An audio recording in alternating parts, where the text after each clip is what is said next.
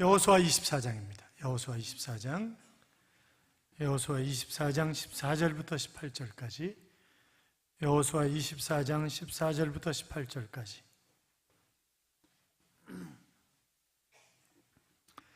여호수아 24장 14절부터 18절까지 찾으셨으면 아멘. 자, 교도합니다. 14절 제가 있습니다.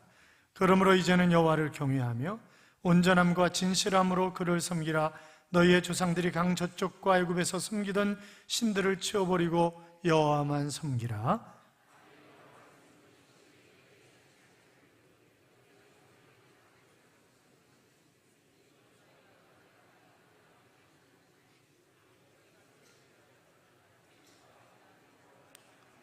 백성이 대답하여 이르되 우리가 결단코 여호와를 버리고 다른 신들을 섬기기를 하지 아니하오리니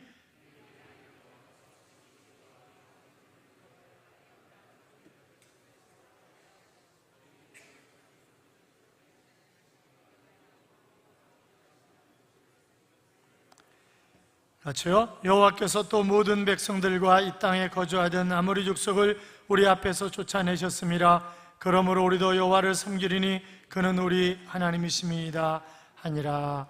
아멘. 같이 인사하시죠. 주의 이름으로 잘 될 것입니다. 더 잘 될 것입니다. 끝없이 잘 될 것입니다. 아멘. 어제 안덕한 목사님이 비전센터에 이제 잠깐 근무하기 위해서 들어가는데, 청평에서 혈리 들어가는 길에 있으니까 여기서 35분 거리거든요. 그런데 어제 3시간 걸리더라는 거예요. 3시간. 길이 얼마나 밀렸으면. 다 놀러 가시느라고 정신이 없는 거죠. 그런데 예배드리러 나오신 여러분, 하나님이 여러분의 발걸음을 복되게 하셨기 때문에 이 한 주간의 삶이 정말 은혜가 충만한 복 있는 그런 삶을 살아가게 하실 줄로 믿습니다. 우리 다시 인사하겠어요. 제 곁에 앉아주셔서 저를 행복하게 해주셔서 감사합니다. 제가 밥 한번 사겠습니다. 같이 인사하겠습니다. 인사합니다. 같이.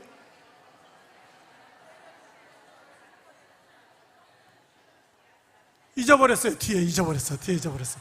다시.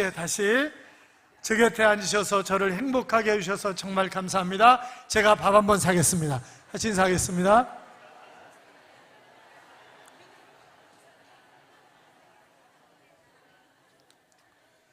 밥 사기 싫으니까 뒤에는 안 하는 거예요, 절대. 할렐루야. 하나님의 은혜와 평강이 여러분의 심령 깊은 곳에 충만하시기를 주님의 이름으로 축원합니다. 에이브럼 링컨이 켄터키 출신의 대령과 함께 마차를 타고 가고 있었습니다. 이 링컨도 켄터키 출신이잖아요. 그래서 켄터키에 가면 켄터키 프라이드 치킨만 있는 게 아니에요. 켄터키에 가면 링컨이 살던 오두막집이 있습니다. 통나무집이 있는데 아주 작은 그런 집입니다. 어떻든 고향 출신의 대령과 함께 마차를 타고 가고 있는데, 이 대령이 술을 꺼내더니 술 한잔 하시라고 그렇게 얘기를 하는 거예요. 대령, 나는 술을 마시지 않습니다. 그랬더니 그러세요? 그러면서 이번에는 담배를 꺼내가지고 담배 한 대라도 피시라고. 그랬더니 아니요, 저는 담배도 피지 않습니다. 그 이유를 설명해 드릴까요? 어느 날 어머니께서 임종을 앞두시고 저를 침상 곁에 앉게 하셨습니다. 링컨아, 의사 선생님이 이제 다시는 내가 일어나지 못할 것이라고 말씀하시는구나. 나는 내가 믿음 있는 그런 사람으로, 정말 착한 사람으로 살아갔으면 좋겠다. 그리고 내 입에 술과 담배를 평생 대지 말기를 바란다. 이 약속을 해줄 수 있겠니? 어머니, 알겠습니다. 그리고 나는 지금까지 어머님과의 약속을 지키기 위해서 단 한 번도 술과 담배를 내 입에 대본 적이 없습니다. 대령, 어머님과의 약속을 어기라고 이야기하시지 않겠죠? 그랬더니 이 대령이 아무 소리 하지 않고 알겠습니다. 그러면서 그때부터 링컨을 더 존경하게 되었다 하는 그런 이야기를 합니다. 살아계시는 부모님의 말씀에 순종하는 것은 물론이거니와 돌아가셨다 할지라도 생전에 당부하셨던 그런 말씀에 순종하는 삶을 살아가는 것이 효도 아니겠습니까? 성경은 내 부모를 공경하라 그렇게 말씀하셨는데, 공경이 아니라 요새는 공격하는, 그래서 내 부모를 공격하라, 공격하라, 공격하라 이러는 사람들이 있어요. 공경이라고 하는 단어는 바로 마음뿐만이 아니라 물질까지를 포함해서 순종하는 삶을 살아가는 것을 바로 공경이라고 하는 그런 단어를 쓰는 것입니다. 여러분이 목 놓아서 어머니를 불러본 적이 언제이십니까? 저도 제가 가만히 생각해 보니까 벌써 40년이 넘었네요. 군대 가서 6개월 동안 훈련받으면서 아주 밤새도록 세상말로 뺑뺑이 치게 만들어 놓고 고향을 향해서 지금서부터 어머니 삼창을 한다 이러죠. 어머니 이러면서 눈물을 툭툭 흘렸던 그런 기억이 있습니다. 우리 같이 한번 해볼까요? 같이 어머니, 같이 시작. 어머니, 다시 한번 어머니.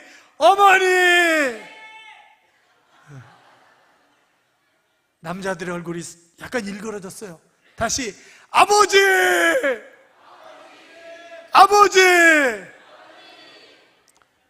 그래요. 여러분, 어머니 아버지가 돌아가시면 고아예요. 그렇잖아요. 어머니 아버지가 돌아가시면 그날부터 고아라고요. 우리 같이 어버이 노래를 높고 높은 하늘이라 말들 하지만 나는 높은 게 또 하나 있지. 낳으시고 키우시는 어머님 은혜 푸른 하늘 그보다도 높은 것 같아. 우리 같이 한번 불러볼까요?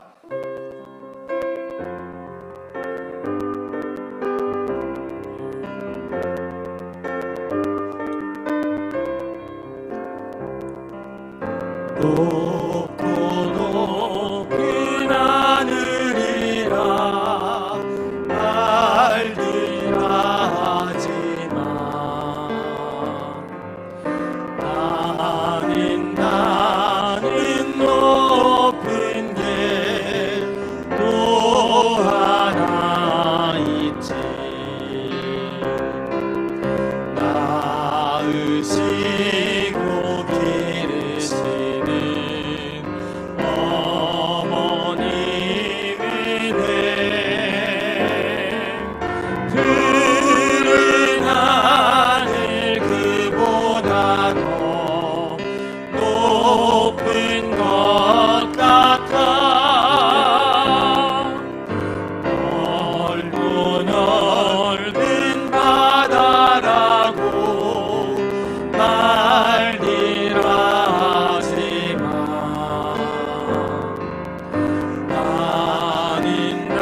나는 넓은 게 또 하나 있지. 사람 되라 이르시는 어머님의 푸른 바다 그보다 더 넓은 것 같아. 산이라도 바다라도 닿을 수 없는 어머님의 그 사랑, 거룩한 사랑.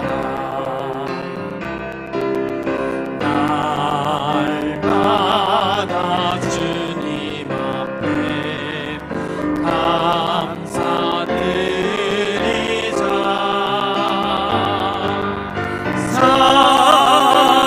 사랑의 어머님을 주신 은혜를.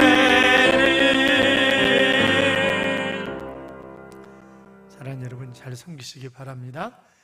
어머님, 아버님이 돌아가신 분들, 교회 어르신들을 내 어머니, 내 아버지처럼 생각하고 잘 섬기시기 바라요. 오늘 본문은 여호수아서의 마지막 장입니다. 이제 여호수아가 지난 40년 동안 광야에서 이스라엘 백성들과 더불어 정말 힘들고 어려운 그런 삶을, 모세를 섬기면서 살았습니다. 그리고 지난 7년 동안 가나안 정복 전쟁을 수행하면서 그들은, 이 여호수아는 늘 앞장서서 힘있게 능력 있게 싸움을 진행해 왔습니다. 그리고 어느 정도 땅을 정복했고 이제 12지파에게 그 정복한 땅을 나눠주면서 거기에 남아있는 이 가나안 족속들을 완전히 멸할 것을 아니, 하나님이 이미 이스라엘 백성들이 가나안 땅을 정복할 때 생명이 붙어있는 것은 다 죽이라, 그렇게 말씀하셨습니다. 왜냐하면 이들이 우상에 찌들어 있었기 때문에 그 찌들어 있는 것을 다시 어떻게 할 수가 없는 거예요, 그들이. 여러분, 사랑의 사도인 요한에게 뭐라고 말씀하십니까? 이 요한이 문 밖에 들이지도 말고 인사도 하지 말라는 거예요. 사랑의 사도인 요한이 누구를요? 우상 숭배에 빠진 자들, 이교에 빠진 자들, 그들은 문 밖에 들이지도 말고 인사도 하지 말라. 왜요? 돌이킬 확률이 없기 때문에 그런 것입니다. 그래서 어제도 말씀드렸지만 구세군의 창시한 윌리엄 부스의 부인이 어린아이 하나를 전도하는 것, 이것이 세계 구원의 첫걸음이고 사단이 내 아이들의 영혼을 빼앗아가기 전에 우리가 그 아이들의 영혼을 구원해야 된다라고 하는 그런 이야기를 했는데, 여러분 공감되는 그런 이야기 아닙니까? 이 남겨둔 사람들, 철병거가 있기 때문에 게릴라전을 행하면 수없이 많은 사람들의 희생을 가져올 수 있기 때문에, 아니 농사 짓는데 저들이 필요하기 때문에 우리는 농사를 지어본 경험이 없지 않은가? 또 뭐 조금 남겨둔 건데 그 조금 남겨둔 그들이 무슨 큰 문제가 되겠는가라고 하는 것 때문에 남겨두었는데, 바로 그들 때문에 그들이 섬기는 우상을 섬기게 되고요, 그들이 가지고 있는 좋지 않은 음란하고 퇴폐적인 그런 문화에 이스라엘 백성들이 젖어들게 되었던 것입니다. 그래서 이제 인생의 마지막 순간에 내가 과연 어떤 삶을, 아니 이스라엘 백성들에게 무엇을 말하고 죽을 것인가 라고 하는 것을 고민했던 이 여호수아가, 나와 내 집은 오직 여호와만을 섬기겠노라, 너희는 어떻게 할 것인가? 가나안 신들이 좋아 보이거든 그들을 섬기라, 아니면 여호와를. 그랬더니 이스라엘 백성들이 우리가 온전히 여호와만을 섬기겠노라고 하는 그런 고백을 하는 것을 볼 수 있는데, 그러나 그들이 그렇게 섬기지 않잖아요. 그래서 결국 300년이 넘는 기간 동안 사사시대라고 하는 왕이 없어서 각각 자기의 옳은 소견대로, 아니 제멋대로 삶을 산 그런 사사시대가 도래하는 것을 우리가 역사 속에서, 성경 속에서 확인할 수 있지 않은가 하는 것입니다. 사랑하는 여러분, 사람은 선택을 하면서 살아가게 되어 있습니다. 최상의 선택을 하든 최악의 선택을 하든 그 책임은 나에게 있는 것입니다. 아브라함 보세요. 또 이 아브라함과 조카 롯을 보세요. 가축을 키우면서 점점 가축이 늘어나니까 바로 물이 부족한 지역, 풀이 부족한 그런 지역에서 조카 롯에게 네가 먼저 택할 것을 택하라, 내가 좌하면 내가 우하겠고 네가 우하면 내가 좌하리라. 그랬더니 이 싸가지 없는 조카가, 죄송해요 이런 표현을 써서, 싸가지 없는 건 싸가지 없는 거잖아요. 삼촌이 택하셔야지 제가 어떻게 먼저 택하겠습니까? 이렇게 얘기를 해야 되는 거잖아요. 그런데 얼른 소할 땅을 바라면서 그 땅이 비옥하고 물이 풍부하고 이러니까, 삼촌 저 땅을 제가 택하겠습니다, 그러잖아요. 그러니까 나머지 바람 부는 모래 위의 언덕만 아브라함에게 남은 거예요. 그러나 아브라함이 기대하는 것은 뭐예요? 그는 믿음의 눈으로 하나님을 바라보는 것이지 환경을, 조건을 바라보는 것이 아니었습니다. 그래서 하나님이 아브라함을 산 위로 데리고 올라가셔서, 아브라함아 내가 동서남북을 다 바라보라, 이것을 다 네게 주겠다, 그렇게 약속을 하시잖아요. 여러분, 아브라함은 복의 근원으로 살아가고 100세에 이삭을 낳았고 그 이삭을 통해서 하늘의 별처럼 바닷가의 모래알처럼 후손이 변하고 복의 근원으로 살아가는 그런 모습을 볼 수 있습니다만, 그러나 조카 롯은 어떻게 됩니까? 그의 살던 땅에, 여러분 소돔과 고모라 지역이잖아요. 그게 소돔이라고 하는 이 동성연애, 그것이 거기서 나온 거잖아요. 그리고 이 타락한 땅에서 결국 제대로 살지 못하고 도망을 가야 하는, 아니 하나님이 이 소돔과 고모라를 유황불로 심판하실 때 롯의 아내가 결국 도망 나오다가 그 미련 두고 그것을 미련을 떨치지 못하고 뒤돌아보다가 결국 소금 기둥이 되었던 거 우리는 잘 알고 있습니다. 어떤 것을 선택하느냐라고 하는 것은 내 책임이고 내 선택이고, 역시 그 결과도 내가 책임져야 하는 것입니다. 여러분, 군대 생활이 왜 어렵습니까?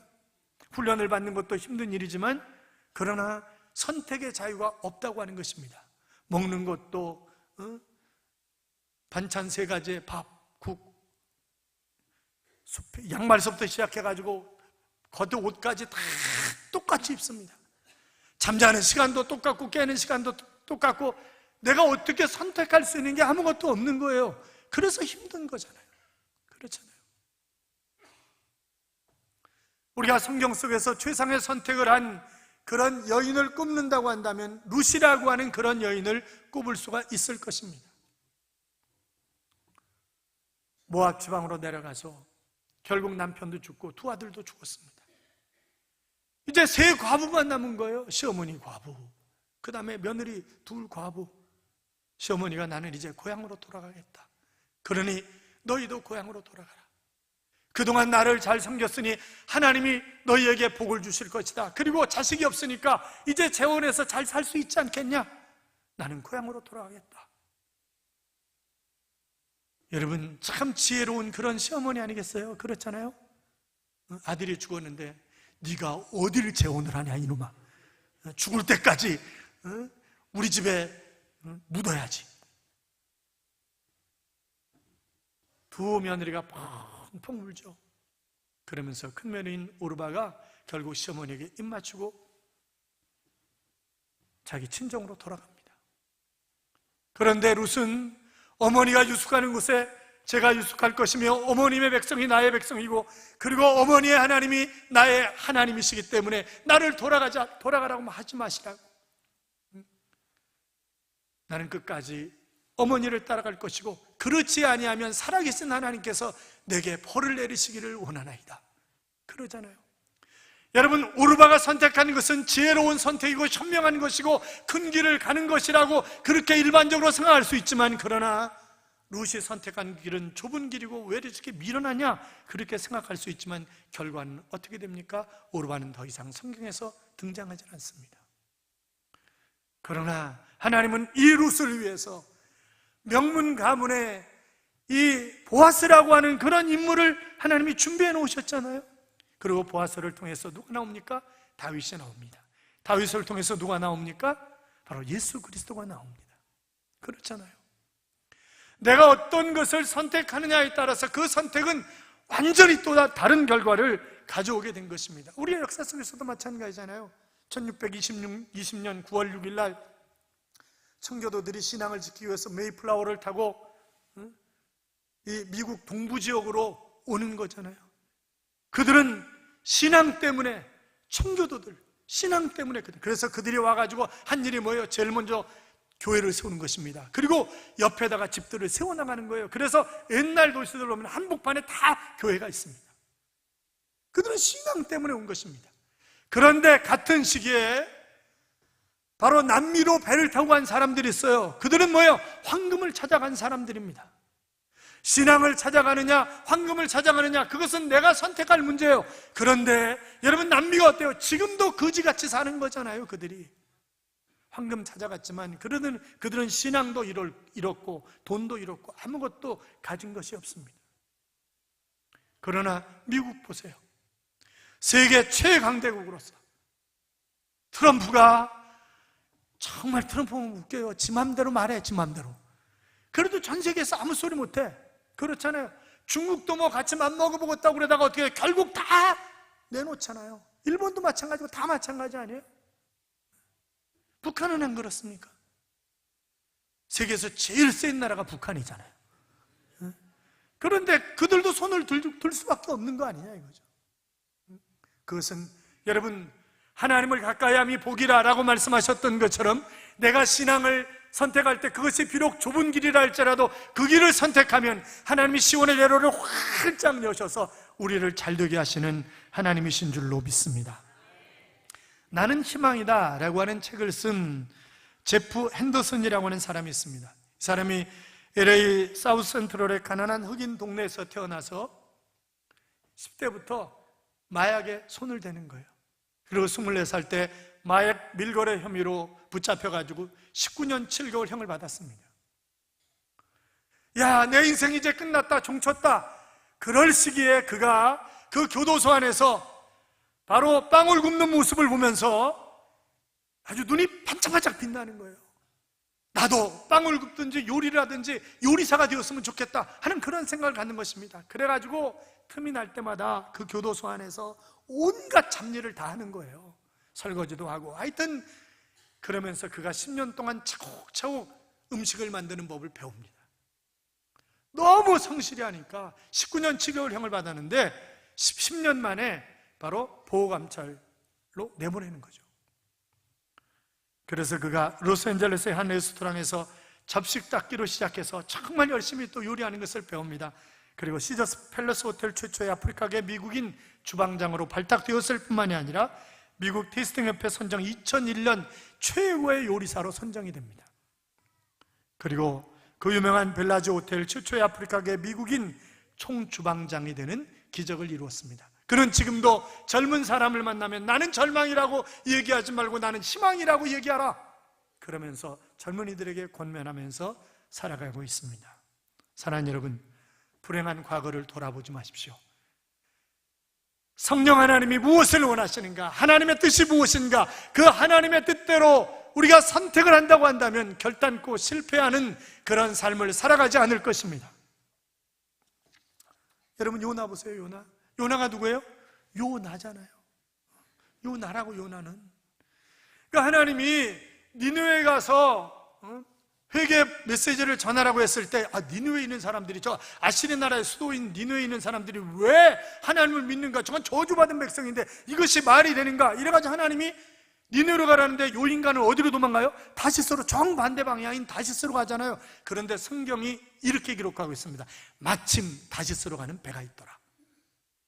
잘 되는 것처럼, 하나님이 실수하신 거야, 잘 되는 것처럼 그렇게 생각이 되는데, 그러나 그게 아니었잖아요. 풍랑을 만나고 결국 제비 뽑았는데 재수없게 요나가 얻을 게 뭐예요? 그것은 제비는 사람이 뽑지만 이를 작정하신 분이 누구라고요? 하나님이시라고요.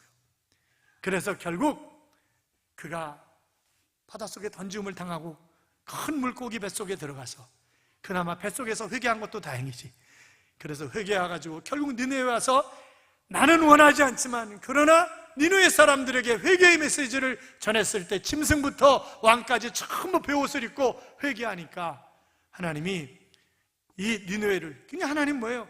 니느웨에 12만이 살고 있는데 그 12만의 백성을 버릴 수는 없다는 거죠, 하나님은. 그래서 이 요나를 통해서 구원하시는 그런 장면을 우리가 볼 수 있는데, 사랑하는 여러분, 가만히 한번 생각해 보세요. 내가 정말 하나님의 뜻을 따라 선택을 합니까? 아니면 내 뜻에 맞춰달라고 기도합니까? 내 뜻에 맞춰달라고 기도합니다. 내 생각, 내 판단, 내 경험, 내 지식, 이런 모든 것을 총동원해서 내가 딱 결정을 해놓습니다. 그리고 기도합니다. 이런 마찬가지죠. 응? 내가 며느리감, 사위감, 그건 내가 데리고 살 게 아니잖아요. 그런데 저놈은 안 돼. 내가 딱 결정했어요. 그럼 기도하면 응답은 뭘로 와요? 안 되는 걸로 와요. 응답은 안 되는 걸로 온다. 왜? 내가 이미 결정해놨거든. 다. 사랑하는 여러분, 백지 상태에서 하나님 앞에 맡기고 성령의 인도하심을 따라 선택하시기 바랍니다. 그것이 궁극적으로 내가 잘 되는 그런 복이란 말이죠. 불교의 큰 인물이 이런 얘기를 했어요. 불교를 학술적으로 연구를 하면 수제는 30년이 걸리고 둔제는 300년이 걸립니다. 그런데 도교는 20년, 유교는 10년이면 더 이상 배울 것이 없습니다. 기독교는 더 재밌습니다. 3년이면, 아무리 둔제라 할지라도 3년이면 더 이상 배울 것이 없습니다. 이런 얘기를 했어요. 아니, 3년이 아니에요. 지금 당장이라도 예수 그리스도를 내가 죄인이라고 하는 사실과 내 죄 때문에 예수님 십자가에 못 박혀 돌아가셨다고 하는 사실을 내가 믿음으로 받아들이기만 하면 나는 하나님의 자녀가 되는 것이고 영원한 천국을 보장받는 줄로 믿습니다. 아주 간단한 것이잖아요. 그런데 선택은 내 자유란 말이죠. 물론 그 선택하는 것조차 하나님이 간섭하시고 도와주셔야 합니다만, 사랑하는 여러분, 내가 어떤 것을 선택할 때 조금 힘들고 어렵다 할지라도 그것이 하나님의 뜻이라고 한다면 기꺼이 그것을 선택하자고요. 고통도 필요하기 때문에 하나님이 우리에게 허락하시는 줄로 믿습니다. 요새 골프 인구가 굉장히 많아졌어요. 옛날에는 부자의 전형물이었었는데 요새는 뭐 웬만한 사람들 다 운동을 합니다. 뭐 스크린 골프도 있고 하여튼 뭐 연습장도 많고 그렇잖아요.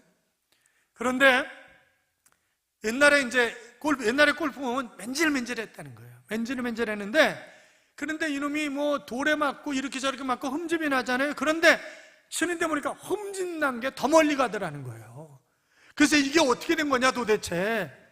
그러다 보니까 흠집 난 것이 공기의 저항을 줄여준다는 거죠. 그래서 골프공을 전부 다 이걸 판 거예요, 홈을. 그래서 300개에서 500개씩 홈을 파놨잖아요. 0.25mm 깊이로 다 파놓은 것입니다.